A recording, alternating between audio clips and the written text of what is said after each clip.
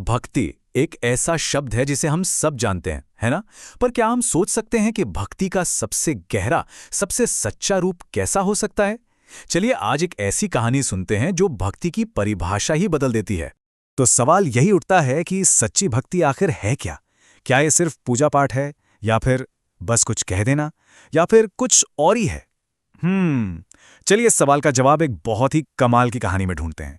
तो हमारी कहानी की शुरुआत होती है एक बहुत ही सीधे साधे सवाल से। मतलब एक ऐसी बातचीत जो सुनने में तो बड़ी आम लगती है, पर उसका मतलब बहुत ही गहरा है। जरा उस पल को सोचकर देखिए, कितना शांत, कितना पवित्र माहौल होगा। भगवान राम बैठे हैं और उनके चरणों के पास पूरे प्रेम और श्रद्धा के साथ बैठे हैं उनके सबसे प्यारे भक्त हनुमान जी। और तभी उस खामोशी के बीच माता सीता बड़े प्यार और जिज्ञासा से हनुमान जी से एक सवाल पूछती हैं। वो शायद जानना चाहती थीं कि हनुमान जी के इस अटूट प्रेम की वजह क्या है। हनुमान जी का जवाब अरे उतना ही सरल और सच्चा था जितनी गहरी उनकी भक्ति थी। उन्होंने बस मुस्कुराकर कहा, मेरे लिए तो राम ही सब कुछ हैं। बस इस एक लाइन में उनकी पूरी दुनिया थी।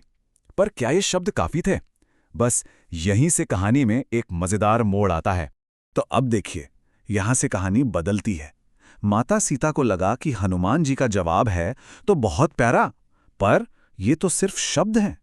उन्होंने सोचा कि क्यों ना इस भक्ति की गहराई को परखा जाए, ये देखा जाए कि क्या ये प्रेम सिर्फ कहने भर का है या इससे कहीं ज्यादा है। तो मतलब एक तरफ थे हनुमान जी के शब्द, उनका पूरा समर्पण, और दूसरी तरफ माता सीता के मन में एक सवाल, क्या यह सिर्फ कहने की बात है या इसकी जड़ें हनुमान जी की आत्मा तक जाती हैं?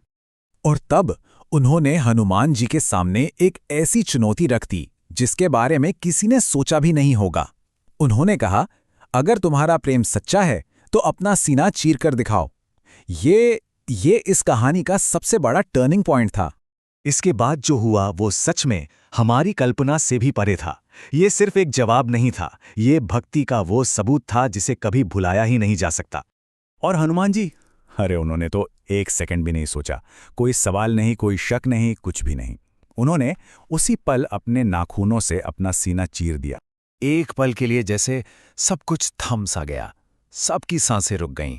उस खुले हुए सीने के अंदर आखिर क्या था? और फिर जो दिखा वो भक्ति का सबसे बड़ा, सबसे सच्चा सबूत था।